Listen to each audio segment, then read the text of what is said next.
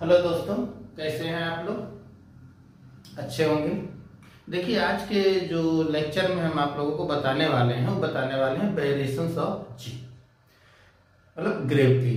तो क्या था कि जब तक हम 11th में नहीं पहुंचते हैं तब तक हम लोग जी की वैल्यू हमेशा क्या कंसीडर करते हैं कि कांस्टेंट ही होती है, वही हम लोग याद करके अपना काम करते हैं। लेकिन जब हम लोग यहाँ पे आकर के ग्रेविटेशंस पढ़ते हैं तब हमको मालूम होता है कि जी की वैल्यू चेंज होती है। ठीक है ना?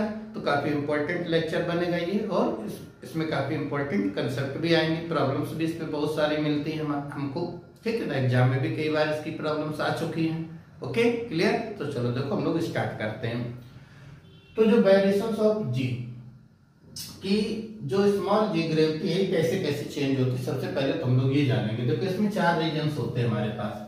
पहला रीजन ये होता है कि शेप ऑफ अर्थ, कि अर्थ का शेप अगर देखा जाए तो यूनिफॉर्म स्फेरिकल नहीं है, थोड़ा सा कैसा रहता है, इलिप्टिकल शेप रहता है।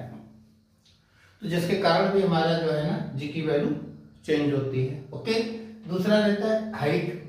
अगर हम अर्थ सरफेस से हाइट पे चलना स्टार्ट कर दें तब भी जी की वैल्यू हमारी चेंज होती है। Okay, depth. अगर सरफेस से हम लोग डेप्थ में भी चलें, मान लो उसके अंदर होल बनाते हैं, उसके इनसाइड अगर चलना स्टार्ट करते हैं तब भी जी की वैल्यू चेंज होती है। इंक्रीज डिक्रीज वो भी हम लोग देखेंगे। और अर्थ रोटेशनल इफेक्ट। तो रोटेशनल इफेक्ट मतलब जो अर्थ रोटेट हो रही है, अगर उसकी एंगुलर वेलोसिटी हम लोग इंक्रीज और डिक्रीज करें तब भी जी की वैल्यू चेंज होती है। तो 4 टाइप से जी की वैल्यू चेंज हमारे पास होती है। तो देखो, इसको हम लोग देखना स्टार्ट करते हैं। जैसे पहला हम लोग कौन सा देख रहे हैं इसमें, ठीक है? अब ये जरूर ध्यान रखना, हाइट को हम लोग एल्टीट्यूड भी बोलते हैं। एल्टीट्यूड मींस क्या रहता है? हाइट। और जो रोटेशनल इफेक्ट होता है इसको हम लोग लैटिट्यूड इफेक्ट भी बोलते हैं। लैटिट्यूड इफेक्ट क्यों बोलते हैं, ये हम लोग सब आगे वीडियो में डिस्कशन करने वाले हैं। आप खाली वीडियो को देखिए। ओके, देखिए इस बेटा। तो पहला हम लोग क्या कहें, इसमें लेके चलते हैं।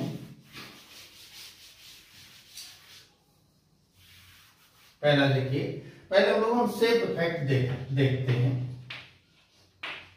शेप ऑफ अर्थ, इसके हिसाब से किस तरीके से ग्रेविटी वैल्यू हमारी चेंज होती है शेप ऑफ अर्थ के हिसाब से। देखिए, हमने क्या बना लिया, अर्थ। ओके, अर्थ का जो perpendicular axis passing through centre, उसको हम लोग क्या बोलते हैं? Pole axis.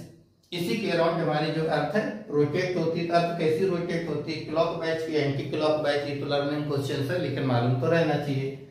कैसी रोटेट होती है? Anti clockwise. अर्थ अपने पोल एक्सिस पे एंटी क्लॉकवाइज रोटेट होती है। क्लियर? उसका भी यहाँ रोल नहीं, उसका तो रोटेशनल इफेक्ट हम देखेंगे। यहाँ तो हम लोग खाली शेप देख रहे हैं। और इधर देखो बेटा, जो horizontal line passing through centre, उसको हम लोग क्या बोलते हैं? इक्वेटर लाइन बोलते हैं। इक्वेटर लाइन बोलते हैं। ओके, तो इसमें होता है कि जब शेप के हिसाब से हम लोग इसमें देखते हैं तो इधर हमने रेडियस ऑफ पोल एक्सिस पे radius of pole, equator axis पे रेडियस ऑफ इक्वेटर ले लिया। तो इन दोनों जब रेडियस को हम लोग देखते हैं तो यहाँ पर जो इक्वेटर की रेडियस होती है पोल के रेडियस से ज्यादा होती है। थोड़ा इलिप्टिकल शेप रहता है अर्थ का। ओके, अप्रॉक्स कितनी ज्यादा होती है? 21 किलोमीटर का अप्रॉक्स डिफरेंस रहता है। बहुत ज्यादा नहीं, लेकिन 21 किलोमीटर। इसके साइज के हिसाब से बहुत ज्यादा इफेक्ट नहीं बोल सकते, लेकिन इफेक्ट तो है। ओके, और जो ग्रेविटी होती है वो रेडियस के साथ कैसा रिलेशन रखती है? Square of inversely. तो क्या कंक्लूजन निकला बेटा? कंक्लूजन ये निकला कि अगर हम एट अर्थ सरफेस पे बात करें तो हमारी जो जी की वैल्यू होती है पोल पे ज्यादा होती है। किस पे ज्यादा होती है? पोल पे। और यही जी की वैल्यू मैक्स वैल्यू होती है। जो जी ऑफ पोल है यही हमारे पास मैक्सिमम वैल्यू ऑफ जी होती है एट द अर्थ सरफेस। और इसी की वैल्यू हम लोग हमेशा पढ़ते रहते हैं। कितनी? 9.81 मीटर पर सेकेंड। तो अगर कभी ये क्वेश्चन हमारे सामने आए कि ग्रेविटी की वैल्यू मैक्सिमम कहाँ होती है, तो क्या आंसर देने को? एट सरफेस एंड एट पोल। क्या आंसर देने को, अर्थ सरफेस एट पोल पे मैक्स वैल्यू रहती है यहाँ पर। रेडियस कम, स्थिति कंक्लूजन निकल गया। अगर अब इसमें हम कभी भी देखो अर्थ सरफेस पे ध्यान देना, यहाँ पे काफी क्वेश्चन छोटे छोटे क्वेश्चन पूछ लेते हैं, कभी पेंडुलम को लेके चलेंगे, कभी स्प्रिंग बैलेंस को लेके चलेंगे।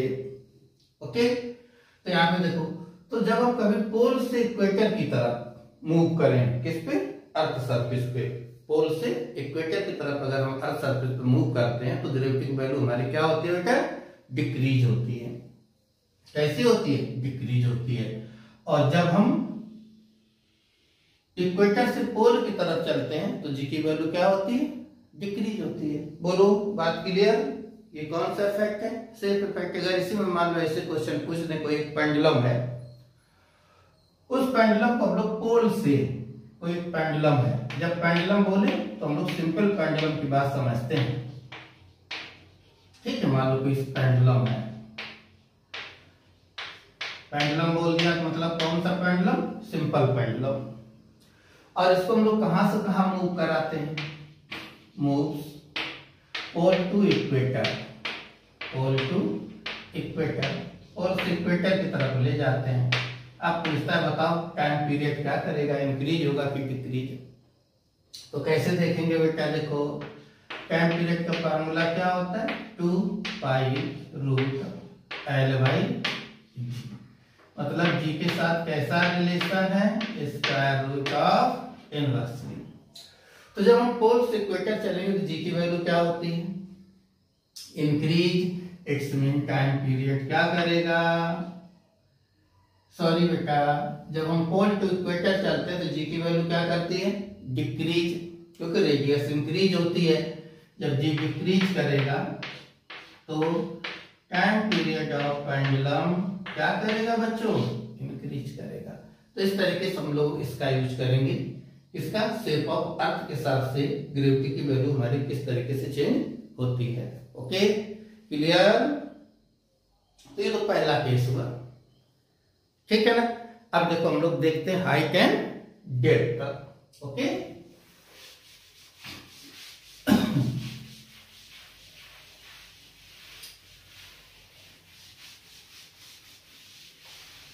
अब देखिए बच्चों,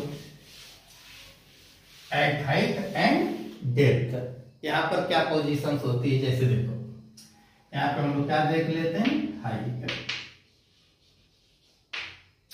ठीक, हाइट क्या बोलते हैं हम लोग, एल्टीट्यूड, एल्टीट्यूड। ओके, और यहां पे हम लोग क्या लिखते हैं बेटा, डेप्थ। जब हम लोग डेप्थ में चलते हैं, देखो यहां पर जैसे ये अर्थ था, ये हमारे पास अर्थ हो गया। ओके, अर्थ के सरफेस पे कोई मास स्मॉल m, इसका mass capital M, radius r। जब अर्थ सरफेस पर है तो g की वैल्यू क्या लिख लो, g है। क्लियर।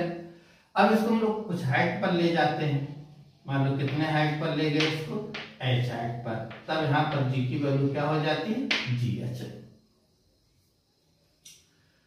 तब कुछ बताओ भाई, जब हम लोग हाइट में चलते तो ग्रेविटी इंक्रीज होती कि डिक्रीज,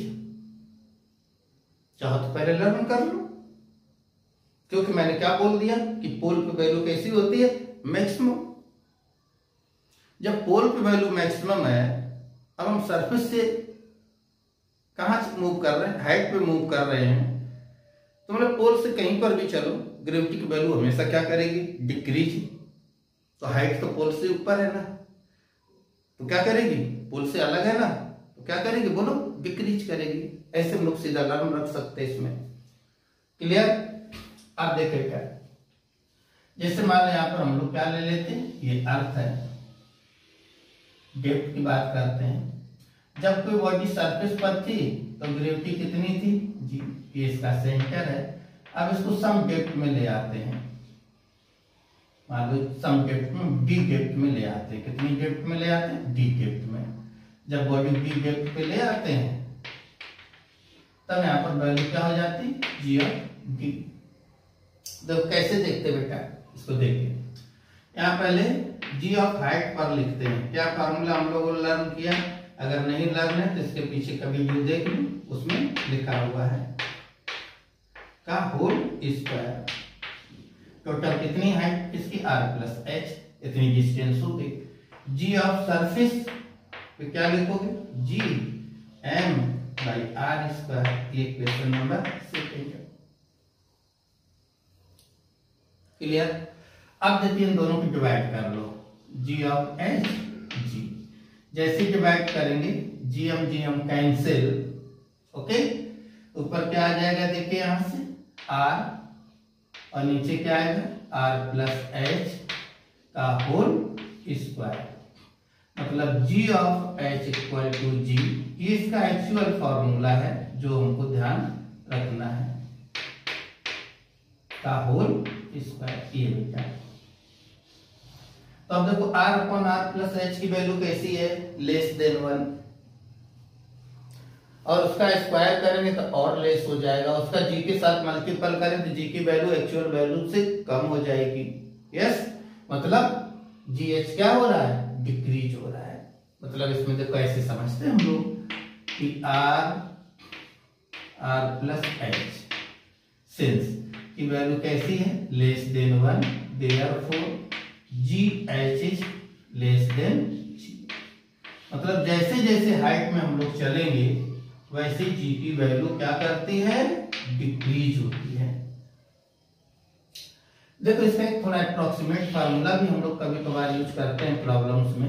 कैसे, r को नीचे ले आओ, पहले r से पूरे इसको डिवाइड कर दो तो r बाई r कितना हुआ 1, तो यहाँ h बाई r, तो यहाँ कैसे लिखोगे, g of h equal to g, okay, 1 upon 1 plus h by r का होल स्क्वायर। ठीक, या 1 का स्क्वायर तो 1 हो जाएगा, तो ये सीधा सीधा किस पे लगा लो, नीचे लगा लो, का स्क्वायर। ओके, अब इसको ऊपर ले जाओ तो g of h equal to g 1 plus h by r का पावर -2, ऊपर जाएगी पावर -2 हो गई। बाइनोमियल यूज कर दो तो यहाँ पे g ऑफ, ये अप्रोक्सीमेट फार्मूला है, तो यहाँ से 1 माइनस 2h बाई r, ये भी हम लोग फार्मूला यूज करते हैं अकॉर्डिंग टू गिवन ऑप्शंस या कंडीशंस। लेकिन इसको कब यूज करेंगे, जब h is very very very less than r, जब बहुत कम हाइट हो तभी हम लोग इसका यूज करेंगे। बोलो, बात इतनी क्लियर। तो देखो ये इसका करेक्ट और ये इसका अप्रोक्सीमेट फार्मूला। अगर दोनों से ऑप्शन हमारा मिल जाता है तो किस पे मार्क हमको मिलेगा बच्चों, किस पे मिलेगा बोलो, इस वाले पे मिलेगा जो हम लोगों ने यहाँ पे करेक्ट रिलेशन को किसमें हम लोगों ने प्रॉक्सी मार दी। तो ऐसे हम लोग देख लेते हैं किस पे बेटा, हाइट पर। मीन जब हम लोग हाइट में चलते हैं हर सरफेस से ग्रेविटी की वैल्यू हमारी क्या होती है, डिक्रीज होती है। Okay clear. अब देख लेते हैं डेप्थ। डेप्थ में कैसे लिखें भाई, डेप्थ में जब हम लोग चलेंगे तो जैसे कि मान लो पहले हम कहां पर थे, सरफेस पे, फिर हम लोग इतनी डेप्थ पे आ गए तो देखो ऊपर वाला मास जो है इसका इफेक्ट इस पॉइंट पर नहीं आएगा। तो मतलब इसमें ऐसा फार्मूला यूज करें कि जिसपे मास इफेक्ट ना हो, तो हम लोग कौन सा यूज कर लें, डेंसिटी वाला रिलेशन। कैसे देखो, पहले डेप्थ में लिखते हैं, क्या होता है 4/3 पाई g रो r। तो इसकी रेडियस कितनी बनेगी ये बोलो भाई बेटा, r माइनस डी। क्या इसकी यहां से यहां तक की रेडियस कितनी रह जाएगी, r माइनस डी। यहाँ पे लिख लेंगे r माइनस। ओके, ये क्वेश्चन नंबर फर्स्ट। फिर सरफेस पे 4/3 पाई g रो एंड r की सेकंड फार्मूला, दोनों को डिवाइड कर दो। दोनों क्या कर दो बोलो, डिवाइड कर दो, तो ये सब कैंसिल हो गए। यहां से क्या आ गया, g of depth g equal to r से इसको डिवाइड करो 1 माइनस डी बाई r। तो g of d equal to, ये फार्मूला होता है, ये फार्मूला आता है। इसमें कोई अप्रोक्सीमेट नहीं है, इसमें खाली एक ही फार्मूला आ रहा है, यही एक्चुअल है।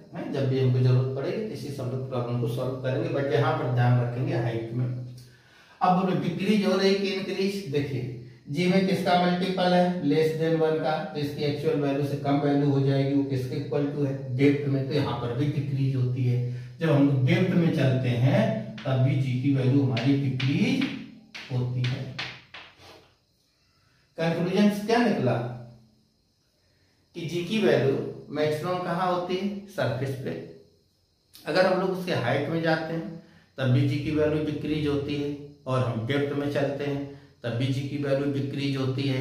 कंक्लूजन इससे क्या निकलता है, देखिए बेटा, जैसे कि मान लो एट सेंटर, अब इसके हिसाब से अगर हम लोग ये देखें कि अगर किसी बॉडी को हम अर्थ के सेंटर पे लेके जाते हैं, ठीक, यहाँ से देखो, देख लो, ये फार्मूले यहाँ पर है अपने पास।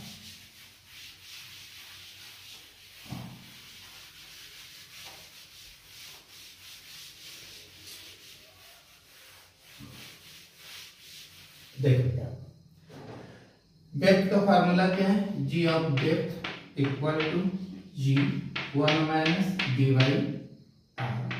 अगर हम ऐसे पूछ देते हैं gravity at the centre of earth, ऐसे पूछ देते सेंटर ऑफ अर्थ, तो सेंटर ऑफ अर्थ मतलब डी किसके इक्वल टू हो जाएगा, डेप्थ किसके इक्वल टू, रेडियस के इक्वल टू, किसके इक्वल टू बोले बेटा, रेडियस के इक्वल टू, यस, रख दो जरा। तो gravity at the centre of अर्थ, क्या सिंबल है, ओ, सेंटर ऑफ अर्थ क्या आ जाता है बेटा, 0। देखो कैंसिल, 1 माइनस 1 0, टोटल हमारे पास पहले सेंटर ऑफ अर्थ पे ग्रेविटी की वैल्यू क्या होती है, 0। और अगर यही वैल्यू हम लोग मान लो ऐसे देख देते, gravity at height h equal to infinite height पर देखना है हमको बेटा, तो कैसे लिखेंगे, देखो यहाँ क्या फार्मूला लगाएंगे, h g r plus h का होल स्क्वायर। अब h इक्वल टू यहाँ क्या पुट करोगे, बोलो बेटा, इनफाइनाइट मतलब 1/0 का होल स्क्वायर, तो क्या वैल्यू आएगी, देखिए 0 एलसीएम ले लो, इसमें 0 मल्टीपल, 0 प्लस 1/0 मतलब 1/0, फिर 0 ऊपर जाएगा तो 0/1 क्या हो जाएगा, 0, 0 के स्क्वायर क्या होता है, 0 मल्टीपल क्या हो जाता है, 0। तो कंक्लूजन देखो ये सोचना है कि कैसे किस तरीके से ग्रेविटी की पोजीशन हमारे पास रहती है। देखो अर्थ के सेंटर पर ग्रेविटी की वैल्यू क्या होती है, 0। जैसे अर्थ से हम सरफेस की तरफ मूव करते हैं तो ग्रेविटी की वैल्यू इंक्रीज होती है। जब हम सरफेस पे पहुंचते हैं, जब हम कहाँ पहुंचते हैं, सरफेस पे पहुंचते हैं, उस समय पे ग्रेविटी की वैल्यू कैसी होती है, मैक्सिमम होती है। और सरफेस पे भी वेरिएशन है, वो हम उसके अकॉर्डिंग देख लेंगे। पोल इक्वेटर तो नहीं पूछ रहा है कहीं पर, सरफेस पे ही तो नहीं हमको मूव करा रहा है, तो सरफेस के हिसाब से भी चेंज होती है। ओके, मीन सेंटर पे 0, सरफेस तक इंक्रीज होती है, सरफेस पे मैक्स वैल्यू होती है, और इसके बाद जब फिर हम लोग ऊपर चलते हैं तो फिर से वैल्यू डिक्रीज होती है। जब हम इनफाइनाइट हाइट पर पहुंचते हैं तब जाके वैल्यू फिर से 0 हो जाती है। तो ग्रेविटी की वैल्यू मतलब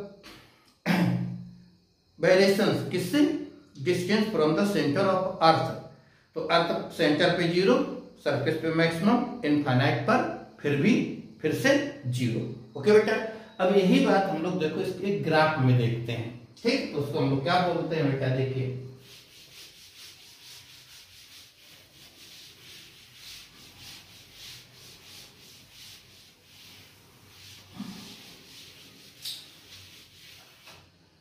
ठीक, इसी बात को हम लोग ग्राफ में देख लेते हैं।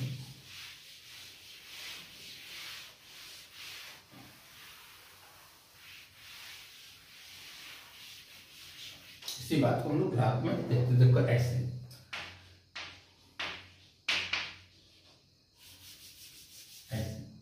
Graph between gravity and distance distance. कहां से लेंगे हम लोग बेटा? From the centre of earth. ऐसे सेंटर ऑफ। तो देखिए बेटा किस तरीके से, जैसे हमने ये यहाँ पे क्या ले लिया, मान लो ये अर्थ है, ये अर्थ है, ठीक। इसको हम लोग क्या कंसीडर कर ले, यहाँ पर ये अर्थ है। इधर देखिए,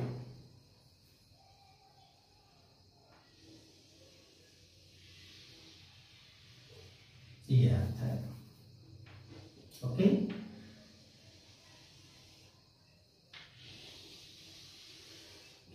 ये हमने क्या ले लिया? x।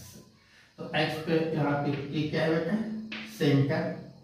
और x पर हम लोग क्या यूज करेंगे? इसकी डिस्टेंस r। कहां से? सेंटर से। और इधर हम लोग क्या यूज करेंगे? बोलो, ग्रेविटी। y एक्सिस पे क्या यूज करेंगे? Gravity, okay. तो जो r है वो हम लोग कहां से मेजर करेंगे? सेंटर से, ठीक, ओके।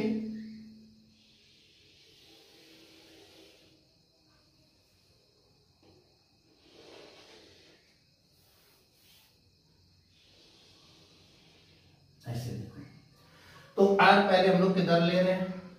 सेंटर पर। ग्रेविटी की वैल्यू क्या रहती है? बोलो बेटा, ये हमने r, और इधर हमने क्या यूज किया बेटा? ग्रेविटी। तो सेंटर पर ग्रेविटी की वैल्यू क्या रहती है? 0। और सरफेस पे जो ग्रेविटी की वैल्यू होती है कैसी होती है? मैक्सिमम। और इनफाइनाइट पे जाकर के फिर से कैसी होती है? 0। तो इनसाइड द अर्थ सरफेस हम लोगों ने अभी रिलेशंस बनाया था, तो G is directly proportional to R। Outside the inversely proportional to R square. Yes जानो। तो सेंटर पे 0, सरफेस पे मैक्सिमम, कैसा रिलेशंस होता है? डायरेक्टली क्या आएगी? बोलो, स्ट्रेट लाइन। यस, यस ना, ओके। अब इसके बाद हमारे पास क्या आ जाएगा? देखो, G R square equal to constant, मतलब रेक्टेंगुलर हाइपरबोला। इसको ओवरलैप नहीं करेंगे, ओवरलैप मतलब हो जाता है ये इनफाइनाइट पोजीशन हमने शो कर दी, और ग्राफ में इनफाइनाइट पोजीशन शो नहीं होती है। बात अलग की एग्जाम में सारे ओवरलैप करके दे दिए तो आप उसको सही कर देना, वहां एक्सप्लेनेशन मत देने लगना, क्लियर। तो ये देखो इसका रिलेशन आता है कि सेंटर से सरफेस तक कैसा बेटा? यहाँ पे small r equal to r। तो ये ग्राफ बनता है। तो इसमें एक चीज बड़ी इंपॉर्टेंट है, ये तो हमने कहां से लिया है बेटा? यहाँ r equal to 0 to r equal to infinite, यहाँ पर हमने ग्राफ बना लिया, ओके। और अगर हमें यही 0 और r इक्वल टू नेगेटिव से बनाते हुए कितने ग्राफ आता है? अभी तक जब भी 1-2-3 बार जब भी क्वेश्चन आया तो कितने ग्राफ से आया है, लेकिन हम इसको minus infinite to plus infinite भी देख सकते हैं, यस। लेकिन अगर यही ग्राफ इस तरीके से बना हो, देखो इसी ग्राफ को हम लोग 2 सेट में ले रहे हैं, ध्यान देना, बड़ा इंपॉर्टेंट पॉइंट है। क्वेश्चन 40 में पूछ लिया गया था, मोस्टली बच्चों ने गलत किया था इसको, कि वेरिएशंस का ग्राफ तो पूछता है, यहाँ पे ग्रेविटी, यहाँ पे R। तो पहला ग्राफ ऐसा बना है, और उसी दूसरे ऑप्शंस में जो ग्राफ है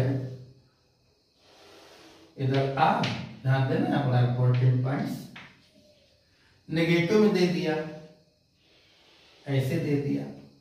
ये 2 ऑप्शंस है मान लो हमारे पास, वेरिएशंस ऑफ ग्राफ, एक ऑप्शन A और एक ऑप्शन B।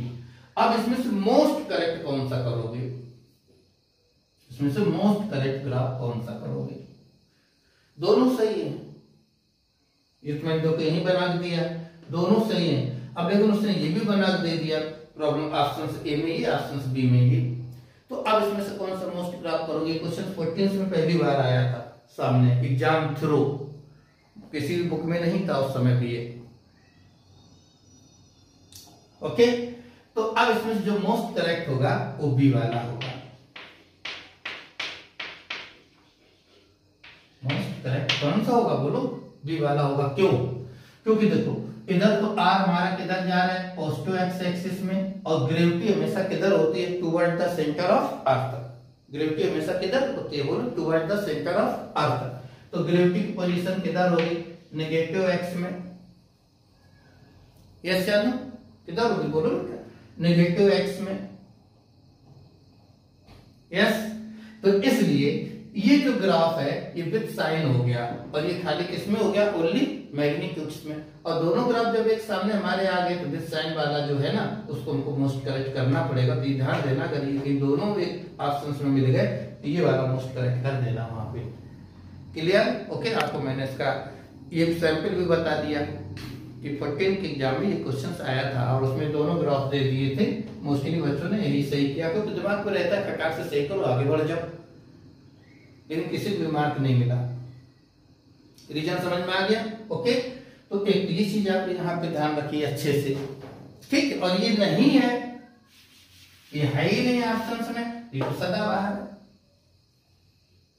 ओके।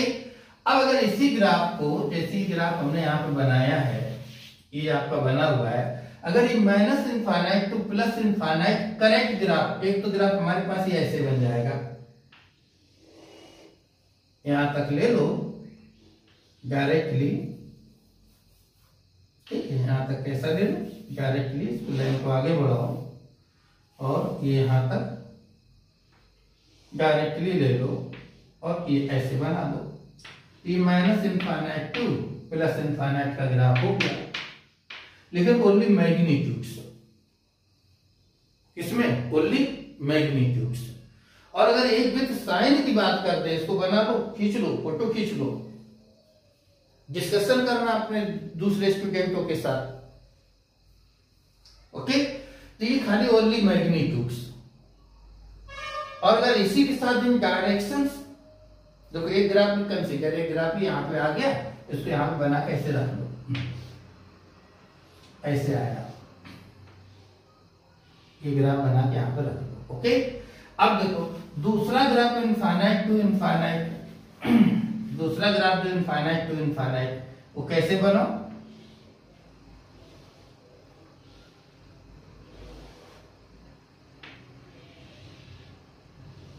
ये बेटा दूसरा ग्राफ हमारे इस तरीके से, देखो इनफाइनाइट टू इनफाइनाइट बना लिया। एक ग्राफ हमारे सामने ये है ऑप्शंस में, और ये ग्राफ ही है ऑप्शंस में। इनफाइनाइट से इनफाइनाइट का ग्राफ आया नहीं है, ठीक है। खाली हमारा क्या पूछता है, सेक्टर टू इनफाइनाइट का ही एक एग्जाम में पूछा गया है, वो उतने अच्छे से ध्यान रखो, लेकिन ये कभी ना कभी तो आएगा ना हमारे सामने। ओके। अब दूसरा ग्राफ हमारे पास देखो ऐसे बन गया यहाँ पे। अब दोनों में से कौन सा मोस्ट करेक्ट हो जाएगा, मान लो ये infinite to infinite variations of G है, infinite minus infinite to plus infinite, एक ये minus infinite to plus infinite, तो बेटा ये मोस्ट करेक्ट हो जाएगा क्योंकि विद साइन है। Okay. Clear?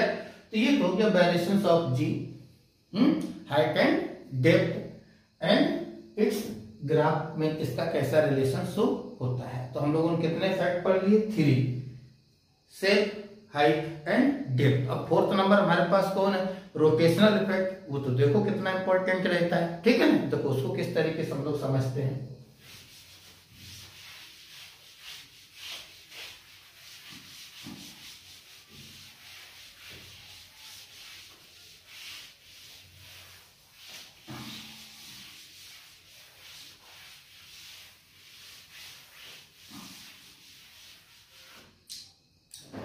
Number 4 rotational effect, जिसको लैटिट्यूडल इफेक्ट बोलते हैं।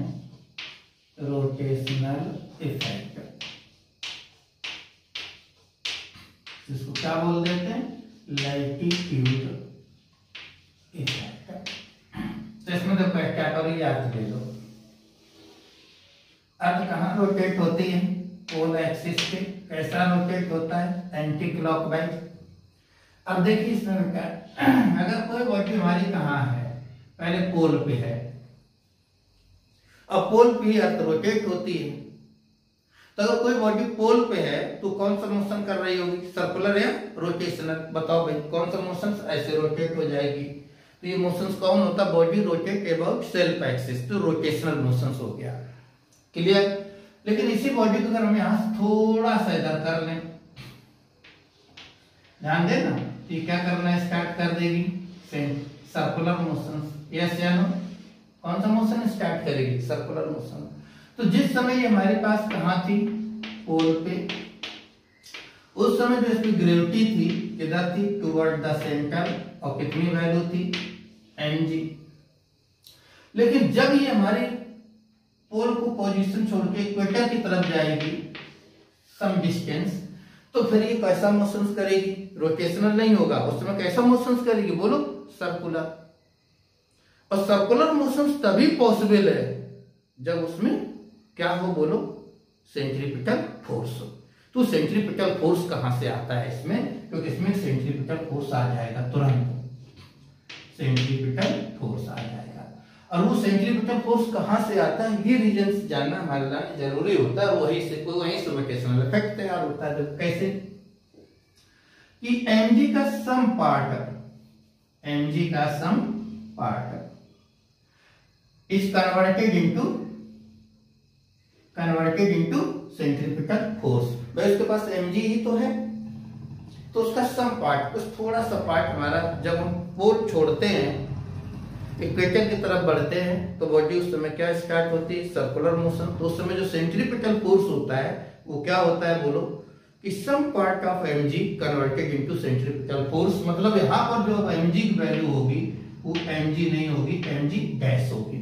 m तो चेंज होता नहीं है। और ये एंगल थीटा, अब ये theta is called the latitude angle. इसका नाम है लैटिट्यूड एंगल। ना कभी तुमसे लैटिट्यूड एंगल की बात कर दे, और इसी एंगल के हिसाब से इस रोटेशनल इफेक्ट को हम लोग क्या बोलते हैं? लैटिट्यूड इफेक्ट बोलते हैं। बोलो, बात क्लियर? क्या बोलते हैं इसको? लैटिट्यूड इफेक्ट बोलते हैं। इस एंगल का नाम लैटिट्यूड, इसी के नाम से हम लोग इसको लैटिट्यूड इफेक्ट बोलते हैं। तो अब देखो इसमें क्या आइए कंसेप्ट देखें। जब ये एंगल थीटा तो ये भी एंगल थीटा। यस या नो? तो देखना कि mg डैश का सम, मतलब एक कंपोनेंट, इसके ऊपर क्या आ जाएगा? बोलो, mg डैश cos थीटा, और एक कंपोनेंट इसके परपेंडिकुलर इधर आ जाएगा। तो मींस क्या हुआ कि mg का जो पार्ट सेंट्रीपिटल फोर्स में कन्वर्ट हुआ था, mg का जो पार्ट सेंट्रीपिटल, तो हमने इसके दो कंपोनेंट्स कर दिए। तो उस एक कंपोनेंट हमारा किसका है? किसकी हेल्प कर रहा है? बोलो,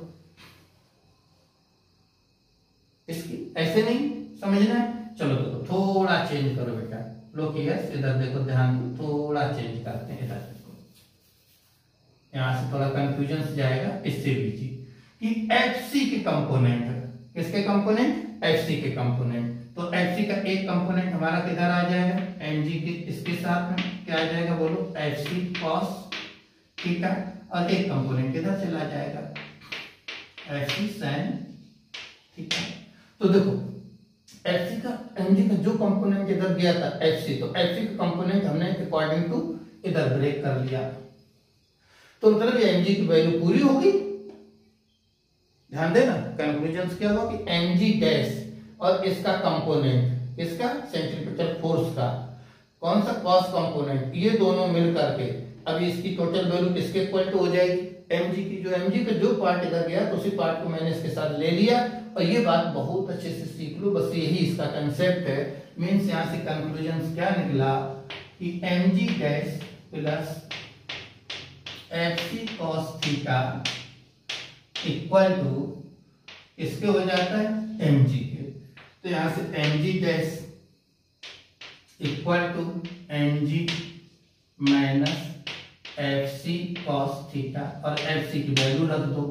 यहां से क्या रखोगे? mg dash equal to minus mr omega square into cos theta. ये fc का फार्मूला, सेंट्रीपिटल फोर्स ओमेगा के फॉर्म में। अब देखो बेटा, क्योंकि हमको फार्मूला लिखना है रेडियस के फॉर्म में, तो ये रेडियस ऑफ आर्क और ये रेडियस ऑफ सर्किल है। ये क्या हमारे पास रहती है? रेडियस ऑफ सर्कुलर पाथ, और ये हमारे पास क्या है? Radius of arc. इन दोनों कैसे रिलेशन लिखेंगे? cos theta equal to r by capital R, तो स्मॉल आर के स्थान पे radius of Earth into cos theta ये वैल्यू कर सकते हैं यहाँ पे। तो देखो इसके हिसाब से mg gas equal to mg minus, समझ लेना अच्छे से बात यहाँ पर। Okay clear?